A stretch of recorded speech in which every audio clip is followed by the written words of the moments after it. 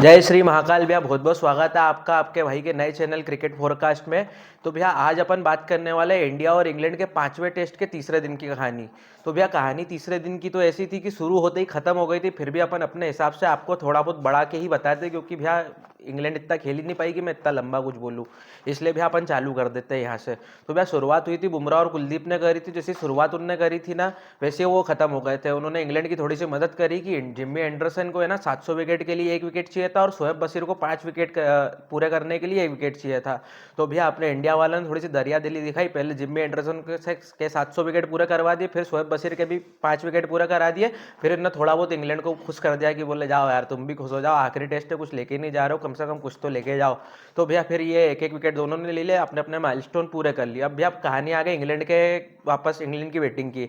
अब भैया 260-70 रन पीछे तो वे पहले से ही थे। तो भैया इन्होंने शुरुआत करी, तो शुरुआत में इन्होंने फिर दिखाया बाज बॉल दिखाया इनने। तो भैया शुरुआत ही इनकी नखत्तरी हो गई। शुरुआत में आगे बढ़ के खेलने के चक्कर में बेन डकेट अश्विन की गेंद पे निपट गए। उसके बाद दूसरे दूसरे तीसरे नंबर पे अपने आए जो ओली पोप ने भी यहाँ आते ही मारा कुटी चल्लू करी, और जैसे चल्लू करी वैसी मारा कुटी इनकी खत्म हो गई। ये भी निपट गए। भैया एक एंड पे ना जो रूट खड़े होगा जो रूट ने रन मारना चालू करे, लेकिन वो एक एंड से क्या करोगे तुम। तीसरे नंबर पे फिर अपने जॉनी बेयरस्टो इनके साथ में खेलने आ गए। भैया जॉनी बेयरस्टो आए तो जॉनी बेयरस्टो ने भी 100 टेस्ट खेल रहे थे, इनने भी थोड़ी मारा कुटी दिखाई भैया, 2-4 छक्के चौके मारे इनने। और भैया एक पार्टनरशिप लगा दी इनने। इस बीच में क्रॉली भी भैया तीसरा विकेट होकर निपट गया था।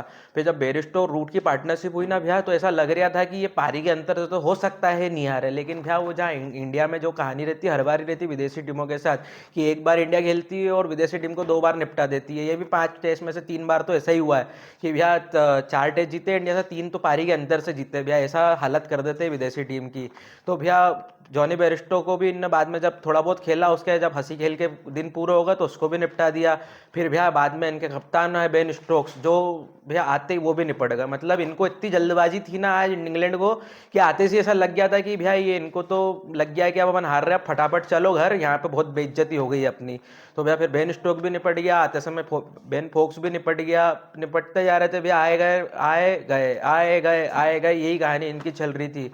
आखिरी में भैया थोड़ा बहुत हार्टली ने और इनने थोड़ा बहुत रन बना बुनू के हार के अंतर को कम करा, लेकिन भैया वो हार का अंतर ही कम करना था और कुछ भी नहीं होना था। एक तरफा इंडिया जीत गई। मेरे को लग रहा था कि तीसरा दिन तो ये पूरा खेलेगी, लेकिन भैया तीसरा दिन क्या, तीसरा सेशन भी ये पूरा खेल नहीं पाई। मतलब तीसरे सेशन तक भी आ नहीं पाई। इनकी कहानी वहीं इनकी जय जय हिंद हो गई थी।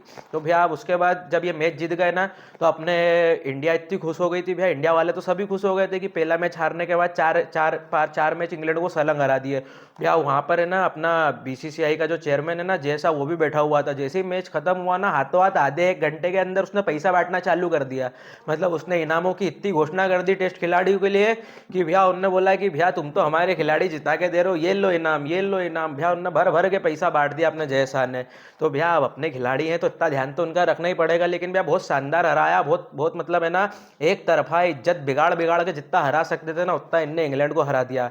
ठीक है भैया, ये कहानी थी तीसरे दिन की। अब अगली कहानी इंडिया की नहीं, अगली कहानी अपनी आईपीएल की आएगी, इंडिया के क्रिकेट की। तो भैया आज के लिए अपन जय श्री महाकाल करते हैं, मिलेंगे आपसे अगले वीडियो में।